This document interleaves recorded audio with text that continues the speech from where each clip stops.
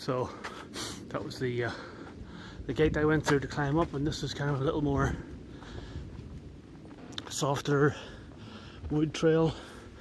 I thought I'd take a look. No, I'm not walking 3 kilometers, and I probably did 100 meters of that 1.9 kilometers there.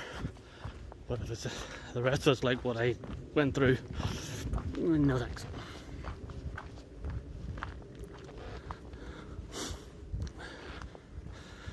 This is all free, by the way. There's no, the only charge I paid was for the train, which maybe they include upkeep of the park in that fare. But all the shrines have been here, all open, at least to approach, and so a lot of them, not every one of them, but a lot of them are open inside as well.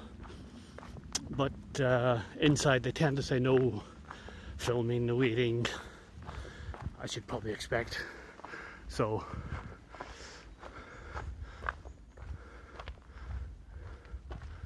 I don't know how those trees stand in any sort of storm.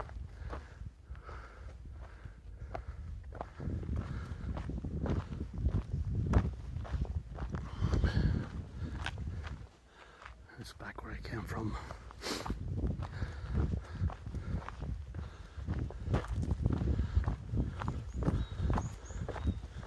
I'm kind of half considering spending the night somewhere local.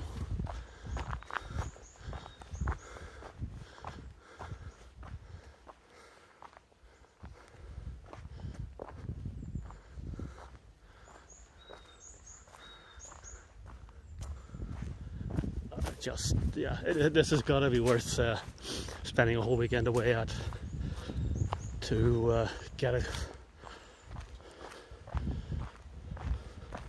majority of a day wandering around the place. That I think is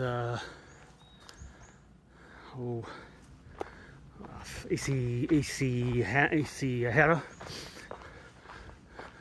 where I got the bus up from here, and then it drops you about 30 minutes walk up to the start of the cable car thing. So you don't get a ride all the way to the car, you've got to work for it.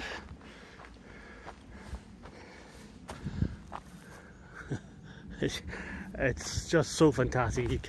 I can't stop laughing at it. It's so different, and virtually nobody around. When the cable car wasn't empty, I didn't have to queue for it. There's people in and around the shrine, as you've seen, but there's no one else on this trail. There's a few walkers I met when I took the stairs there, but I guess that's the challenge walk. If you're gonna come up here, you might as well do that. It's got it does have a bit of a California feel though, I have to say. Dryness and the kind of dusty trail, so I'll go until maybe I can see a viewing spot, and then I'll have to turn around.